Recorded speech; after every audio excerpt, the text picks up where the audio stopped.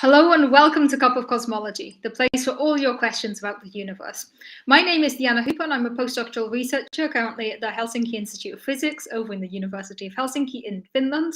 And I'm a theoretical physicist specializing in cosmology. So that means that I study the universe, the contents of the universe, how everything evolves, how everything interacts, all of the cool stuff happening inside the universe. I love being a physicist and I love chatting to everyone about all of the cool things we get to study in physics, in cosmology, in the universe in general. Hey, Nadia, here in the comments in first. Great to see you. David Howden, great to see you. Great to see you all joining. Thank you. If you're new here, welcome. If you're a return viewer, welcome back. It's great to have everyone here. So yeah, I love talking about all of the cool stuff happening inside the universe. But one of the coolest things of being a scientist is chatting to other scientists about physics, about cosmology, about what we do. So it's always fun to chat to other people. So today, rather than just me rambling by myself, I have a guest who's going to chat with me about all of the cool things in physics in general. So I'm going to bring Ali up on screen. Hey, Ali, welcome to Cup of Cosmology. Hi, Diana. Thank you for inviting me. It's a pleasure to be here. Great to have you here. Do you want to introduce yourself to everyone? Sure, yeah. My name is Ali. I am a PhD student in theoretical physics in theoretical cosmology with Diana at the University of Helsinki. I've been here since January 21. The official working title so far is Higgs Inflation and Modified Gravity Theories. So that's basically what we do. We can perhaps elaborate more on that down the line at some point and explain what this means. But it's always nice, of course, to have really random conversations with physicists. I think is one of the coolest things about being here. Yeah, it's always cool to just grab people and chat. And in fact, this is something that Ali helped set up in our university. We now have a kind of informal journal club among less senior researchers, so postdocs, PhDs, and students, where it's just like, hey, I found a cool topic, let's chat in a no-pressure environment, and it's really fun. And I'm really glad that you set that up, although you keep organizing it on the one day I can't make it. But I'm really glad that we have this event, because it's a great way to just chat to each other about cool physics. So I just want to say hello to all of the regulars and everyone in the comments here. So hey, Paul, David Dunn, Scott, James, great to see everybody here as always. It's great to see everybody. You just watched Orion splash down. That's awesome. I missed the ending, but I'm pretty sure Orion did splash down without any problems. As David Dunn is saying, we're here to co-ramble, so we're not just rambling alone, it's co-rambling today, and I like that. And as always, if you like this stream, please do click the like button, leave a comment, subscribe, do all of the usual YouTube things. It really does increase my audience, and I really do appreciate if anyone does that. And if you ever feel like supporting Cup of Cosmology financially, there is a link in every YouTube video where you can throw money at me if you want to, never any obligation to do so. So yeah, we don't have a topic today. We're here to ramble, which is fun and something we both like doing. So you said you work on your working title, which of course changes throughout the PhD. I think I didn't know my title until a week before I had to hand in my thesis. So you said you work on Higgs inflation and modified gravity. So maybe we can just break these things down a bit. What do you mean by Higgs inflation? And what do we mean by modified gravity? These are topics that we could easily spend an hour talking about. So maybe just in a few sentences, what is Higgs inflation? Yeah, absolutely. We can speak about that. So Higgs inflation is a theory that ties. It's two things. First of all, what is the Higgs and what is inflation? So Higgs refers to the Higgs boson, which is this newest particle discovered in 2013. It was kind of a big deal at the LHC. When I'm sure a lot of people heard about it, and it was in popular science, and there was quite a craze about it. That I think it was proposed like way back in the 70s or something, and it's supposed to be some particle physics mechanism of this the last fundamental particle in the standard model and for some reason one of the most important. It's for this Higgs mechanism that gives mass to other fundamental particles. Is that correct? No, that's correct. If you say anything wrong, if I notice you say anything wrong, I will correct you. And also, if I say something wrong, you can correct me as well. Sure. Okay. So we don't really need to jump too much into inflation, because we had another guest from the university on recently, Lorenzo, and we spoke a lot about inflation. So inflation is just this idea that the universe expands exponentially in its infancy. So how do you link Higgs and inflation together? What does it mean when you say Higgs inflation? Right. So inflation requires a particle that has certain properties that derives this inflation. That not derives, but drives without an e. so this particle is supposed to have a lot of potential energy, whatever that means, and then this somehow causes the equation of motion of the early universe to be dominated by this potential energy of the field, and this gives rise to the inflationary scenario, to this rapid exponential expansion in the early universe. And Higgs inflation is the idea that this inflaton, this particle that is responsible for inflation, is the Higgs boson, none other than the Higgs boson. It's not some dark matter particle, whatever that means also, or not some beyond standard model, but it is in fact in the standard model and is the Higgs. So someone in the comments is already asking a really relevant question here about, is the Higgs inflation related to the false vacuum decay?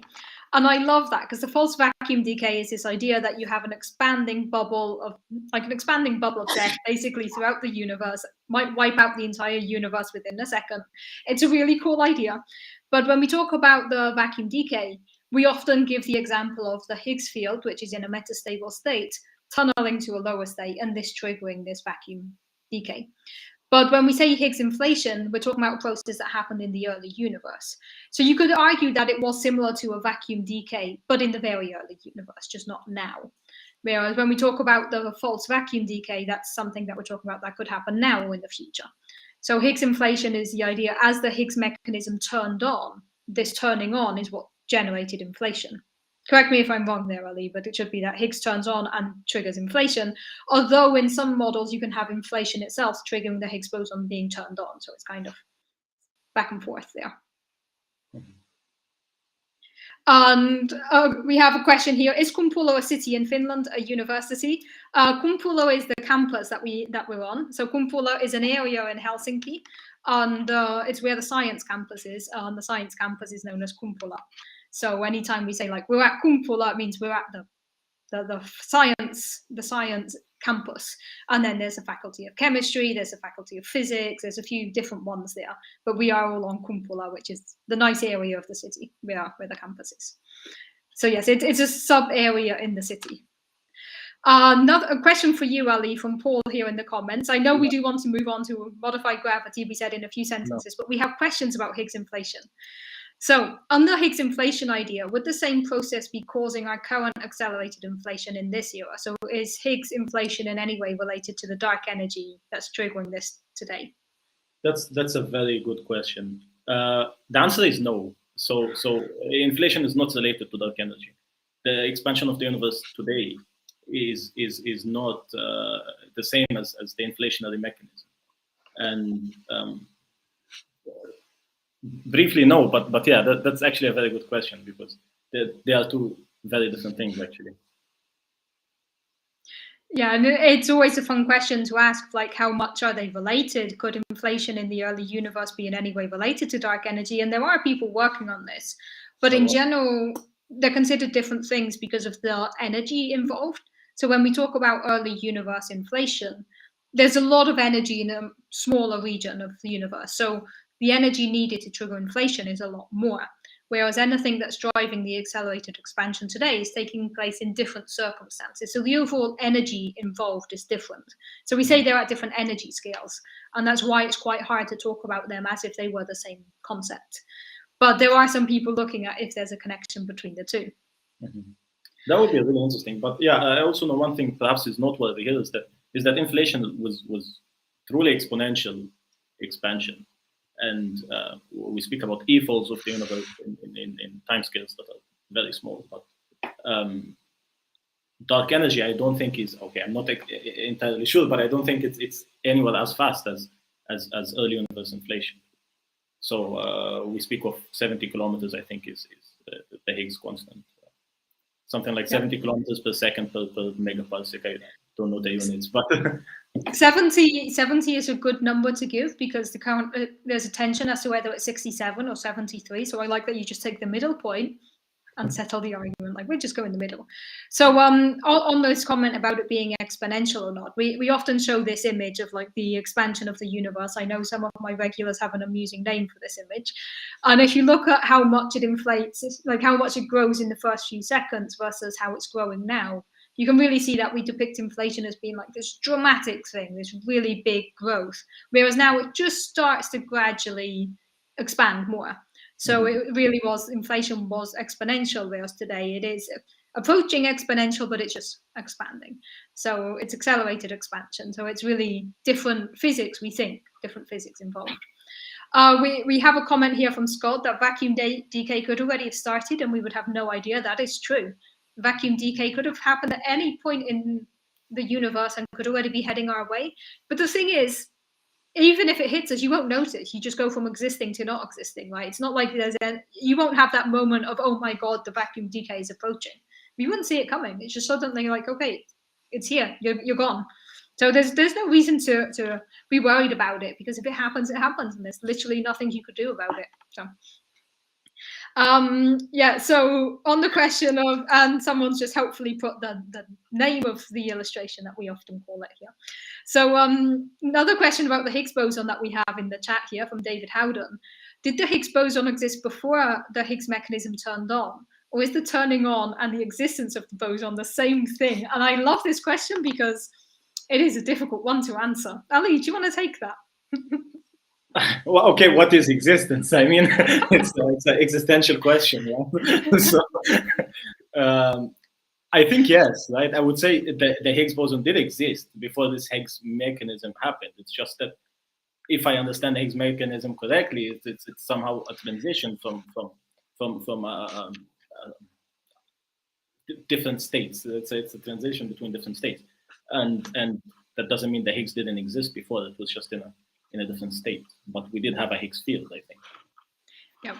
Yeah, it's a very interesting question, and I do agree that it comes down to what does it mean to exist, right? And I would say that yes, the Higgs field was there, but it only started having the interactions that give everything else energy when we hit, that give everything else mass when we hit a specific energy or temperature in the universe. But I would say that the bosons existed beforehand. But of course, if something exists and is not interacting with anything in any way, it doesn't really exist if it's just by itself there. So that's an interesting question. Of course, like we could say dark matter. We know dark matter exists because it interacts via gravity. But if you have something that doesn't interact in any way, doesn't affect the universe in any way, does it really exist? It's an interesting metaphysical question that we can go down there. Used to think you could outrun the vacuum decay through expansion, but someone pointed out it would likely occur in lots of places, like water boiling all over in a pot. Yes. So if the vacuum decay were going to happen, it's more likely that it happens multiple places in the universe rather than just one. So unfortunately, expansion of the universe is probably not going to be enough to outrun the vacuum decay. But, maybe if vacuum decay only happens in one place in the universe and it's so far away from us that we're not in causal contact, then we would never notice it. So that's fun. Like part of the universe would be collapsing and we just are too far away to care about that. So that is fun. Right, and I suppose the opposite of that is eternal inflation. Is this idea that some parts of the universe and they would be expanding until now, and we wouldn't even know as well, just because they are causally disconnected or very, very far away somehow. But yeah. Yeah, I like these questions about the death of the universe and what's going to happen, because it's fun to think about how the universe is going to die and whether we would even notice it or not. It's cool. So we covered the first part where you mentioned inflation, and I just want to acknowledge a comment someone made before where Scott asked if you've ever heard of blue dwarfs. So I have to ask you, have you ever heard of blue dwarfs? No, I've heard of white and black dwarfs, but not blue ones. Yes, blue dwarfs is a running joke on the show that it took me several years, but I finally brought on a guest to answer the question. So blue dwarfs are a fun type of star that are hypothetical and don't yet exist within our universe, but they are a potential possibility. Oh, so, cool. I thought it was some Lord of the Rings thing or something. It's just one of those ongoing jokes in the show that we have to mention blue dwarfs. Yeah. So we covered the Higgs inflation part, but you said your working title is Higgs inflation and modified gravity. So what is modified gravity? Right. So that's a good question. So I think a good segue into this was the question about dark energy. So in a sense, modified gravity is any theory that tries to change Einstein's general theory of relativity, which is the paradigm through which the most successful current paradigm through which we explain gravitational interactions on a, let's say, solar system scale. But now the problem is once you get to galactic scale, you start to see discrepancies between Einstein's equations and so-called general relativity with observations. So roughly speaking, you would sit down and calculate how fast a star is supposed to be orbiting the center of a galaxy, and you get a certain speed. And then you look at the galaxy, and the stars are actually going way faster than your equations predict. And so this is a discrepancy in theory, and this is readily solved usually by dark matter. And sure, okay, you to me, this idea is really weird. What is this dark matter? I mean, it's really humbling to actually believe that, I don't know what is the real percentage, but something like 5 times the mass of the galaxy is actually that we don't see, and it only shows up because of this discrepancy in our gravity. So you have either you have really two. Well, you have 3 options. Either your gravity theory is lacking at that scale, incomplete, or there is 5 times more mass that is somehow hidden and you cannot see, or both of these things. Maybe not 5 times, but a bit of both. So you somehow need to modify your gravity theory, but you also need to propose a lot of dark matter that is invisible. And I remember when I was doing this cosmology course, every time my professor would mention dark matter, I would really challenge it with everything I can. I would say, how about some modified gravity? How about, I don't know, small little planets? How about, like, what if we completely underestimated the total number of rogue planets and little space rocks that, this is the extra mass that is causing all of this discrepancy. And it always seemed to me like there's no getting out of dark matter. There's no getting away with this. Dark matter is out there. There's nothing we can do about it. But is it as much as we think it is? Is it really 5 times the mass, or is it not? And is there room for modified gravity in this or no? And this is like one small reason of modifying your gravity. But the main culprit, I would say, is dark energy, which is why I thought that this was a good digression. The question about the current expansion of the universe, i.e., dark energy, being related to Higgs inflation and discussing that. So dark energy is this current expansion of the universe, which is causing all kinds of cosmological tensions and headaches. And modified or somehow playing with your gravity theory can be a way to address this problem. And in a nutshell, this is what I know of modified gravity. I think it's a really interesting thing to talk about, because almost everyone I have on this show will tell you that modified gravity is not something that makes sense, and that you cannot explain things with modified gravity that you can explain with other observations. And I would argue that to some degree, this is true in the sense that we have not yet found a modified gravity model that can explain all of the data as nicely as dark energy can. But that doesn't necessarily mean that modified gravity is wrong. There could be a mixture of both. It could be a mixture of some dark energy and some modified gravity, or it could just be that we haven't yet found the right version of modified gravity. I would argue that currently to date, we haven't found a version that works better than general relativity plus dark energy and dark matter. But of course, you could say, now we're adding general relativity, dark matter, dark energy, whereas modified gravity is one thing. And in some ways, people think it's more elegant. But we haven't yet been able to find a version of modified gravity that works as accurately as other things. Of course, we say as accurately, but as earlier mentioned, there are certain tensions and headaches and things that we pretend aren't there, but do really start to question dark matter, dark energy. We did have a question that I want to go back to about the difference between MOND and modified gravity. And I think the way you explained it already allows us to answer that question nicely, because you started with focusing on smaller scales and you talked about dark matter versus modified gravity. And then on larger scales, we have dark energy versus modified gravity. And I would say that MOND is short for modified Newtonian dynamics. And this applies only to the dark matter part. So it's on smaller scales. So it's when you try to explain things like why do stars move quickly around galaxies. And for that, you need some type of modified Newtonian dynamics or dark matter. So I would say that MOND is a subset of modified gravity. Would you agree with that distinction? Yeah, I guess so. I mean, to be honest, I don't really know what is MOND. People speak about it all the time, but I have no idea what it is. I hear that it's some non-relativistic modified gravity theory. So you try to modify the Newtonian dynamics. So. Yes.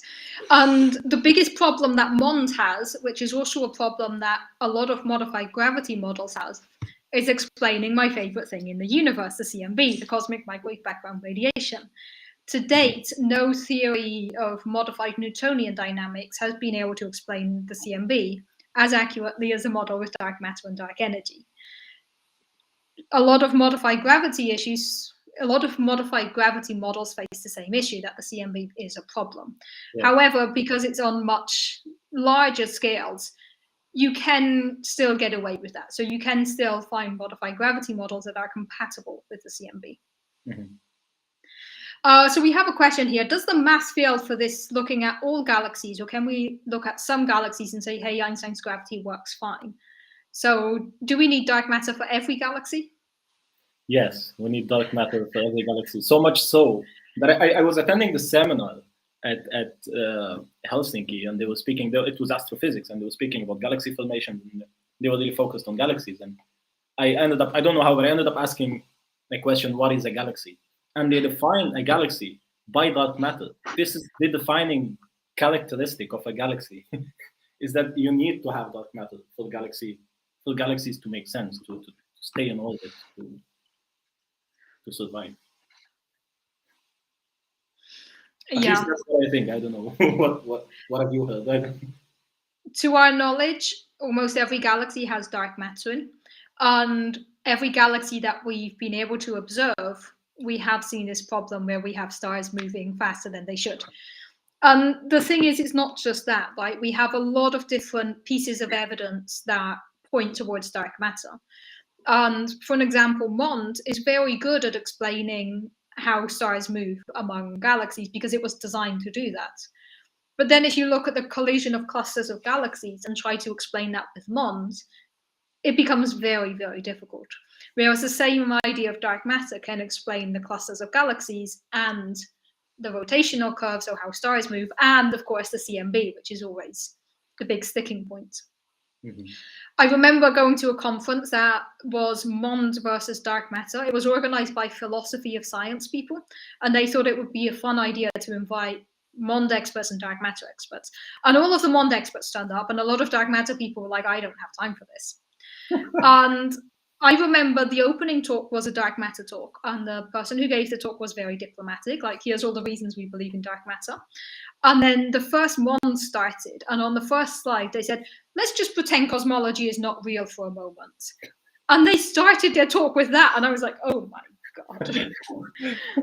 So I think, in general, a lot of MOND people push MOND a lot, and I think it gives the whole modified gravity community a bad name, because I think modified gravity is a really valuable thing to be doing, and it's really worth seeing if there's a way we can tweak Einstein's equations to fit what's happening in the universe.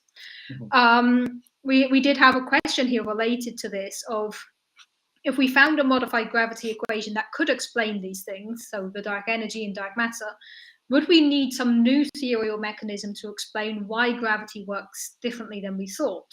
Or is it already enough to say it's just a new version of gravity? What do you think, Ali? I guess we would have to interpret the theory in some way. Yeah, we would have to. You would have to justify the theory and say, yeah, on what ground would we need a theory or mechanism to explain like that? I suppose so. I guess. I mean, I don't know how related this to the question, but I was thinking that before. So the, really the problem with Einstein's, it's not a problem as such, but the thing with Einstein's gravity is that it's not so well defined. So there are multiple formulations. You can, the most common one that people hear about is this curvature of space-time, that matter tells space how to bend, and that tells bent space or curved space tells matter how to move. But this isn't necessarily the only way to write your equations. So you can recast completely Einstein's theory of relativity into different formalisms, and they're all equivalent. And there's no telling really which one is the correct one, since they're all equivalent. And once you start doing Higgs inflation, you inevitably modify your gravity theory. So I guess I'm being apologetic here, but Higgs inflation is a modified gravity theory. It's a scalar tensor theory. If you somehow have to couple your Higgs field to gravity, whatever that means. This isn't the standard way that you do your Einstein equations. I'm sorry if I'm getting a bit technical here in a. No, I think what you're saying is very, very true here, that when we're talking about modified gravity, we shouldn't just focus on today, but also these theories of inflation or these models of inflation can also be seen as versions of modified gravity. And I think it's especially relevant because you said you work on Higgs inflation and modified gravity, and people might be wondering, like, why do you work on two completely different things? So I think it's important to state that there is actually a connection between these two things. Mm-hmm. And it's true that modified gravity is not taken so seriously. I admit that. And honestly, I mean, I just find it so fascinating and so fun. And yet, yes, every time I read a review by modified gravity theory people, they say, guys, none of these theories make any sense. But and really, I really like this statement that Hanno once said, the cosmology professor, that here at Helsinki when he was teaching, he had this footnote at the end of his lecture notes that said that people working on lambda CDM, people working on dark energy and dark matter with normal gravity, sometimes seem to think, well, okay, I don't know if you agree with this, but he said that people doing dark energy sometimes seem to think that dark matter, that modified gravity is the solution, and people working on modified gravity seem to think that dark energy is the solution. Yeah, I think. Stuck, but it's really fun to think about this stuff, and it's really fun to sit and look at different modified gravity theories. At least for me. But no, I think it's also very, very important, because we always say, like, if we find a model that works better, then, you know, if a model can explain more data, then it's a better model. So, you know, to date, we haven't found something that works better than GR, but then we also need dark matter, we also need dark energy. And as we're seeing, we do have some reasons to doubt the standard cosmological paradigm. You know, I've done whole streams about the Hubble tension and what this means. So we do have reasons to doubt lambda CDM, or the standard cosmological model. And I think it's really valuable to see how much we can try to break one of the key assumptions, which is general relativity, and how far we can push it while still being compatible with the data. And I'm going to ask you a slightly provocative question here. So a few years ago, we got the first measurement of gravitational waves at the same time as an electromagnetic signal. So we had two neutron stars smashed together. This produced gravitational waves and also an electromagnetic counterpart. With this, we were able to measure the speed at which gravitational waves travel. And up until 15 digits of precision, gravitational waves travel at the speed of light. So this had a big impact on modified gravity. Do you want to say why this was impactful for modified gravity and what this means? I actually don't know. Sorry. I remember you mentioned. No.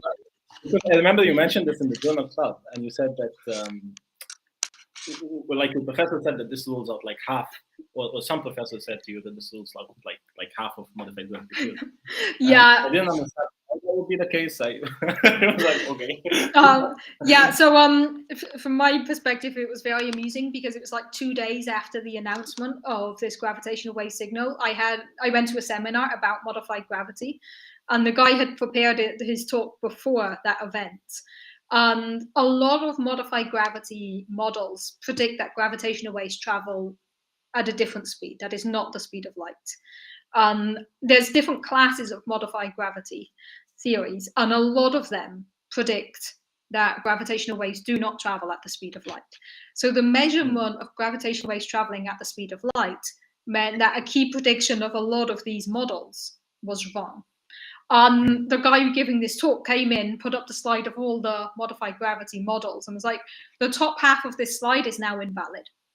And he was so upset about it. And I just felt so bad for him because the model he was presenting was in the top half of the slide. So then he gave the talk about a model and was like, but anyway, we need to modify something here because this no longer fits the data. I felt so bad for him. Yeah. But yeah, there are. So go ahead. Yeah, no, I just have a question. Is it the massive gravity theories that predict this? Yes. Yes. No, absolutely. So yeah, if your graviton, if your gravitational waves are okay. Yeah, if you are doing a certain class of massive gravity, then absolutely you would expect if you are doing modified gravity that is called this massive gravity theories, then yeah, you would expect gravitational waves to travel slower than the speed of light, and definitely not seeing that is problematic. But if we're doing mass gravity theories, I think that's okay. Yeah. So there's a lot of modified gravity models that are still compatible with this. Just some of them got ruled out by this one observation, which was like one observation that ruled out a lot of things in one day. But there are still a lot of very valid modified gravity models. I do think it is worth pursuing and it is worth investigating because there's it's fun to just see how much you can break stuff while it's still compatible. I mean, most of my research up till now has been how can we break the standard dark matter model while still letting it be dark matter, but not quite the standard dark matter. And literally everything I've tried to do, the data is like, no, I don't like this. I want the standard, most boring dark matter you can imagine.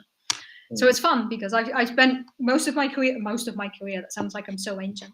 I spent my PhD and my first postdoc asking the question of how much can I break the standard dark matter paradigm? So I get why people want to break the standard general relativity paradigm. Unfortunately, it always points back to, no, you're not allowed to do that. Yeah, absolutely. I mean, it's a very difficult question, right? And that's why, I mean, smarter people have tried and failed. But for me, I really don't care. It's just a lot of fun. It's fun to play with geometry. It's fun to think, because Einstein's theories are so so elegant to have some geometric foundation for your universe and your gravity. And the fact that whatever geometric foundation he proposed isn't necessarily the only one. You can come up with all kinds of geometrical, mathematical descriptions that are so beautiful. For me, I see it more like art. I mean, I enjoy doing it anyway. If it happens to describe the universe, good. If it doesn't, I'm still having fun. So, still fun anyway. Yeah. We have a question from James here that is advertised as crazy question. So if galaxy-wide gravity does not work with current theory, when we do calculations, are we accounting for this error? So it does work if we add in dark matter and dark energy. That's the thing. So as long as we assume dark matter and dark energy, everything works until we look at the tensions in standard cosmology. But at the level of gravity, everything seems to work. So then when we're describing things in the universe, we consider both dark matter and dark energy. Depending on what scales you're working on, dark matter is more important or dark energy is more important. So we do account for this. And in fact, in Einstein's general relativity, you can easily plug in dark energy. And when Einstein first did it, he referred to it as a fudge factor, or like some constant that I'm just putting in here, some cosmological constant, but it's already very naturally included in Einstein's equations. So it's very easy to add that in. Like you could add another species in as well. If we suddenly found something else like space dragons, you could easily add that into general relativity as well. So it's something that we do account for. So we're not off by some when we're doing calculations. So we had a question just now that I think is a nice one and might seg us into the other topic we wanted to talk about today. Where's the question gone? I just tried to scroll and it disappeared again. So Paul Hess, I think. Yes, you. that is the Yeah. question I'm going for. Yes. Okay. Before I get to that, I want to say something else on modified gravity. Go ahead. So just really to say that is it is preposterous. I'm not necessarily defending it here. I'm quite new to this, and I guess that relates to your question. So I was at this conference. It's the first conference I go to as a PhD student, and it's about modified gravity. And really, the talks were to me quite funny sometimes. Like one person started the talk by saying, "Guys, okay, last night was the conference dinner. We had a lot of fun. We went to the beach. It was July.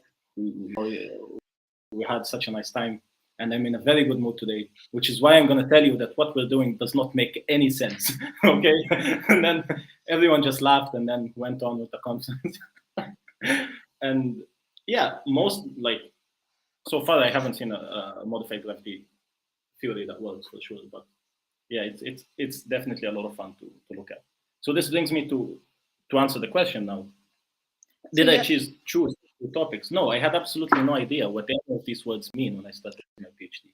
And know what is inflation or what is modified gravity. Well, I had some rough idea, but I absolutely didn't choose them. I finished my master's and I emailed some professors, and this is the position I got. So I thought it was interesting. The prospect on working on gravity. I thought GR was the most beautiful course I've had during my master's. I wanted to do something related to GR, but I absolutely didn't choose this because I feel like most of the time you don't. Well, at least for me, I didn't exactly know what I wanted to get into.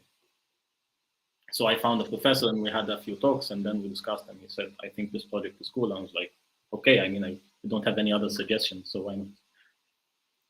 Yeah, I think at the level of the PhD, it's usually projects that are given to you. It takes a while to figure out what you actually want to work on. I've changed topic quite a few times by now. I think I found the thing I want to work on, but maybe not. You kind of figure it out at some point when you have to write a grant and you have to ask for money. It's like, give me money to work on this topic, and I care about this topic for this reason. And then you're like, wait, actually, this is a really cool topic. This is what I want to do. Yeah. But at the level of the PhD, it's oftentimes what your supervisor wants you to work on. And there can be some flexibility, and of course, you can push it in different directions. But you're not going to work on something that is completely different to what your supervisor does, mainly because then you can be supervised properly. So if you have two supervisors, for an example, on different themes, then you might be able to choose a bit between them. If a supervisor can set up a collaboration, like if I decided I want to work on this random topic during my PhD and I found a collaborator for it, fine. But you always need somebody to work with, especially at the PhD level. It's always a lot easier if you have a more senior person to kind of guide you a bit, because, a PhD student, you're still figuring things out. You are a researcher, but you're still figuring things out. Honestly, as a postdoc, I'm still figuring things out as well. I think everyone is still figuring things out. So at the level of the PhD, it's rare to choose your own topic. But of course, as you advance in the PhD, you can push it a bit in different directions. Like, oh, I want to go here, I want to go there. Exactly. That very much depends on the supervisor and on how you work with it. Yes, absolutely. I mean, I think Sukswa is never. Well, Sukswa isn't actually a modified gravity guy. He, I think, works more on inflation, on Higgs inflation. And I am the one who fell in love with modified gravity a few months ago. Who knows? Maybe a few months from now I'll get over it and like something else. And what's weird is that I liked it precisely at this conference when they were saying that it doesn't make any sense.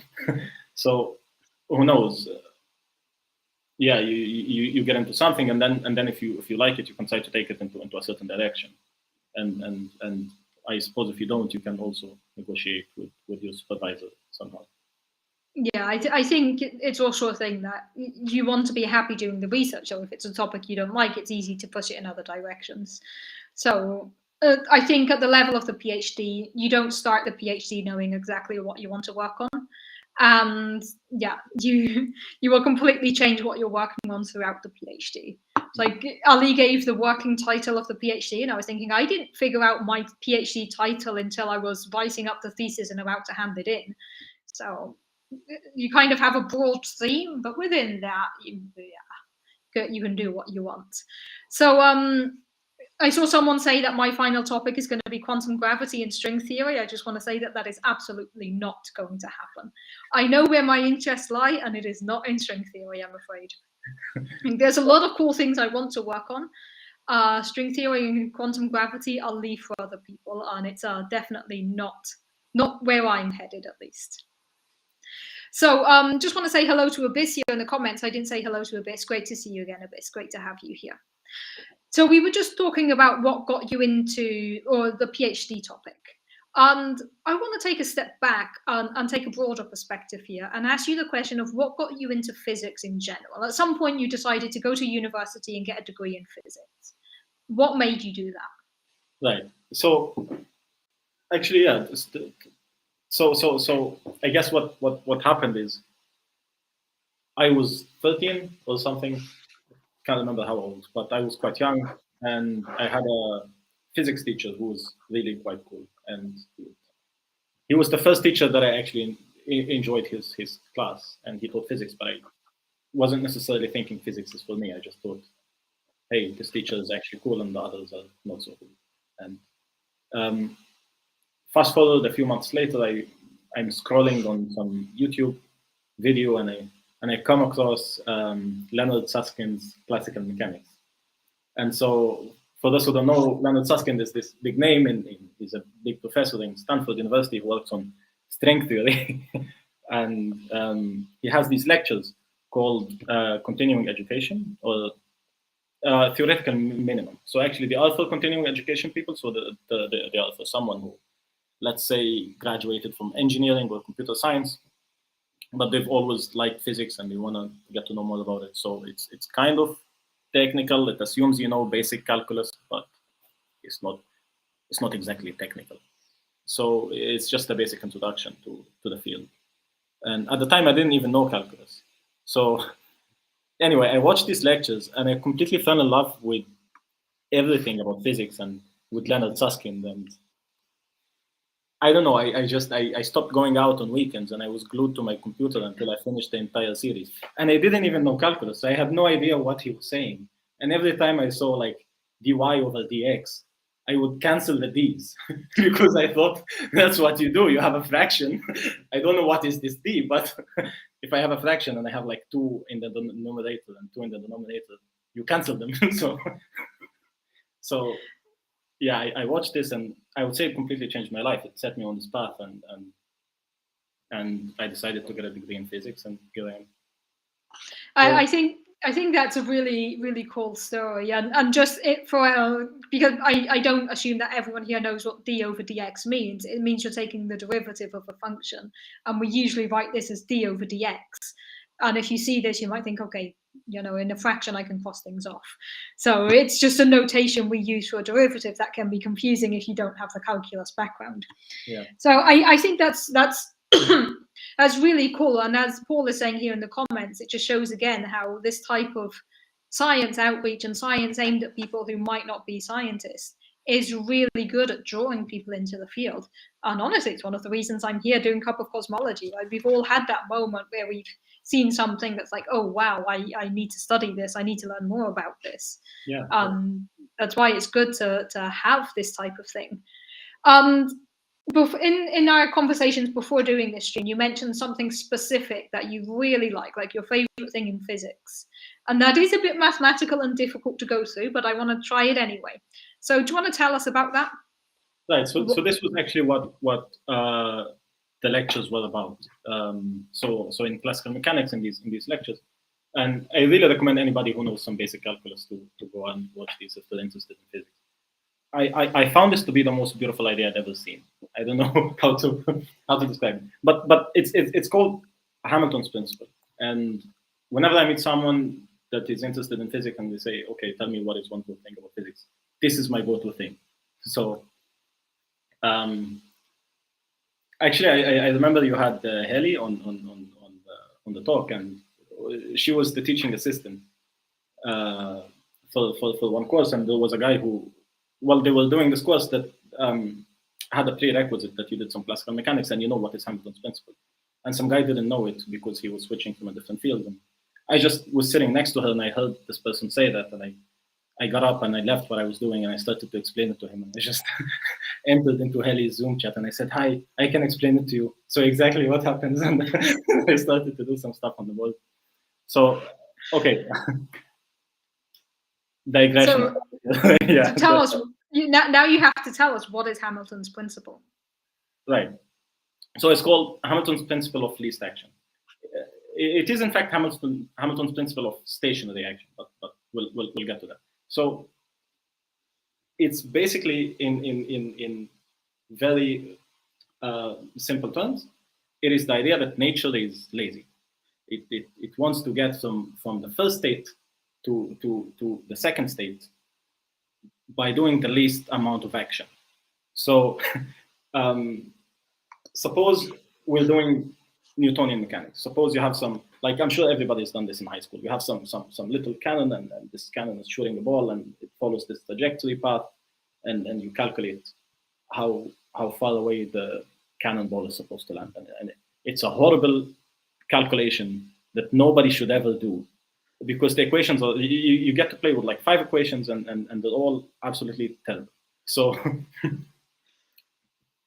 how this paradigm works is that you start from the beginning, you start from the initial conditions.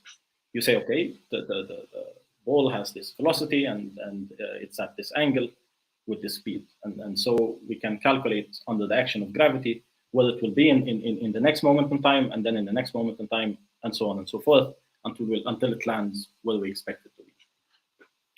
And this seems like the most obvious way to approach the question. But then turns out a more effective way is to limit the endpoints, to say, okay, I have a particle starting from point A, or I have a system starting from this state, if we want to be more abstract here. And it ends up in this state, in this other state, in state B. What kind of path would nature take between these two states? So, for example, another example for this is, well, okay, let's actually stay with particle and cannons first. So you fix the endpoints. You say, okay, I have a cannon here, and the ball lands here, and I want to know what kind of path, what kind of parabola, like the trajectory of the particle will follow. And this is the question that you ask instead. And it's a very different question. What kind of path nature would take? Turns out the answer is the path that minimizes action. Action is the difference between kinetic energy and potential energy. And whatever path would give you the least action, would allow nature to go from this state to that state, with the least amount of action, is the path that nature actually takes. So another example for this that I think is more fascinating is in optics. So suppose you have a light ray, and we all know that like light moves, and if it moves into a different medium, it changes direction. And we do the stuff in high school where you calculate what kind of deflection angle the light would take between different mediums. And you can imagine a more complicated version of this problem where you have some light ray traveling, and it crosses a bunch of different mediums successively. And again, as it turns out, the path, you can follow the light ray and go at each medium and see how much it should bend and calculate the new path at each interface. Or you can fix the endpoints and say, okay, I have a light ray here and a detector here, and I want to know what kind of path the light ray would take to get from the starting point to the endpoint. Again, it turns out nature seems to somehow calculate all the paths at once and take the path that would minimize action. In the case of light ray, it's also the path that would minimize time. So it's called the principle of least time, in the sense that for some unknown reason, the light ray, as it enters the first medium, it knows exactly which path it should take to get to the endpoint in the least amount of time. I don't know if that was a good explanation, but to me, this just blows my mind. I think it's really cool when you think about it, because it's also, as you say, like this whole example of shooting a cannonball. I remember calculating that in high school, and I hated it. When I took classical mechanics, it was a 1-year long course, and we spent the first half playing with normal equations. It's tedious, and you calculate things that you don't there's just like 3 pages of calculations, and then suddenly they hit you with Hamilton's principle, and it's like, here's a formula that simplifies literally everything. And then they go back in one day and it's like, let's just redo everything we've done, and now instead of 3 pages, it's 2 lines. And you're just sat there like, why didn't you start with this?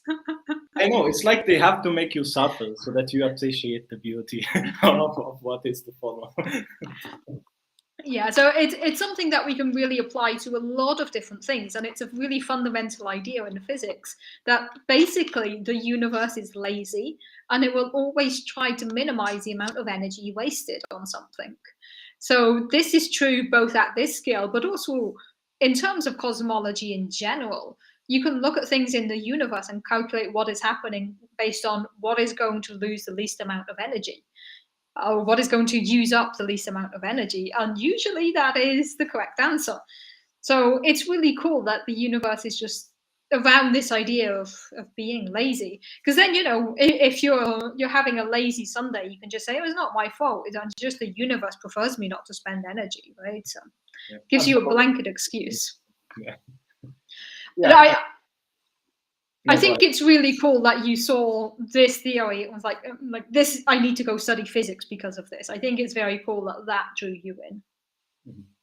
Yeah, and I think it's really quite beautiful, and everything, like every single thing in every single paradigm in theoretical physics rests upon this theory. So we do quantum mechanics using an action principle and minimizing the action. We do general relativity and all modified gravity using an action principle and minimizing the action. So in the case of GR, we speculate some geometric quantity, and we say, okay, the universe contorts itself somehow. It bends and curves such that this geometrical quantity is minimized. And who knows that? Like, who would have thought that this is how really the universe behaves? Whatever that means as well.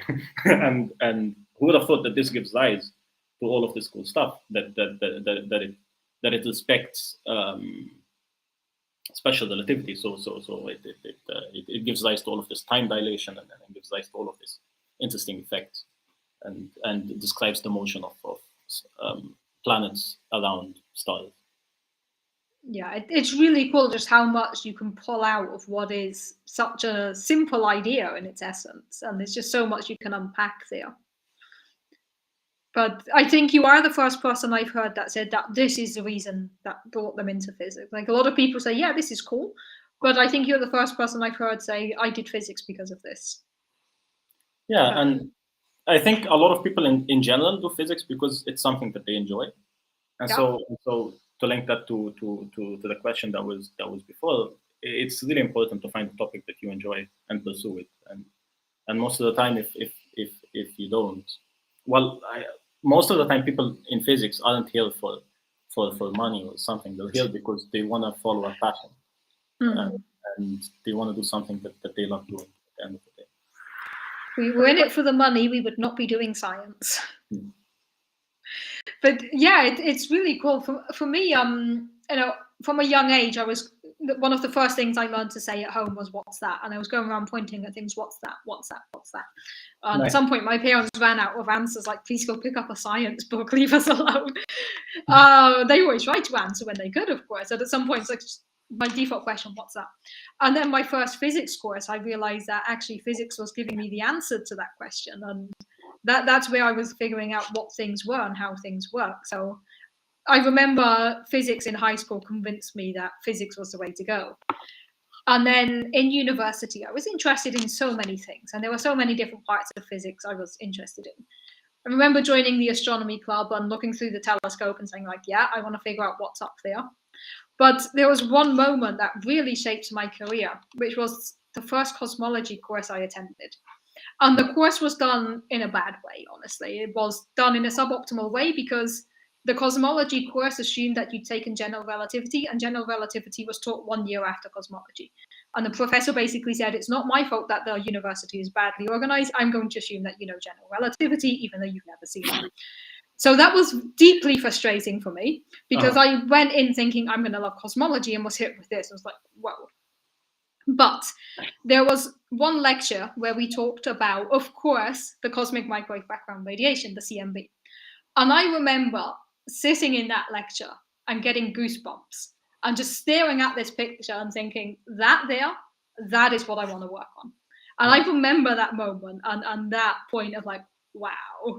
Right. So anytime there's a joke on the show that the CMB is my favorite thing, but it is literally the thing that got me into cosmology. So how could it not be? I just remember that feeling in the classroom of, oh my God, this is incredible. Even though it was not a great course, the professor was not great. It was just learning about the CMB for the first time. I got goosebumps, and that was it. I was committed at that point. Yeah, it's really a beautiful feeling when you're in a lecture and then you get some goosebumps. So you're reading something and you just get goosebumps about how beautiful physics can be sometimes. And when you find that, that's the topic you should work on, absolutely. Until you find the next thing that gives you goosebumps and good feelings. It's like, oh, I'm going to go chase this instead now. But it's definitely worth finding a topic that's interesting and that motivates you.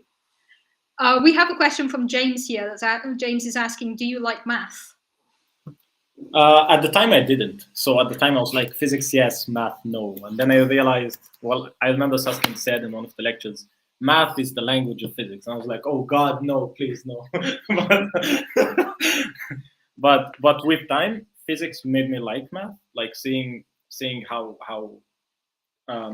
math really feeds into physics and how you use math to describe such really elegant things is made somehow math more amiable to me. How about you, Diana? Did you like math? I liked fun things with math, like playing about with number sequences, finding the next thing that does this, or stuff like that, like fun maths I always liked. But stuff like algebra and calculus and differential equations was like, oh my God. And sometimes I look at an equation and my brain just goes, equation, and I skip to the next line. It's like, wait, no, I'm supposed to actually process this equation and not just say equation and skip it. So I don't think that I'm a maths person, right? But there are some things in maths that are just so incredible.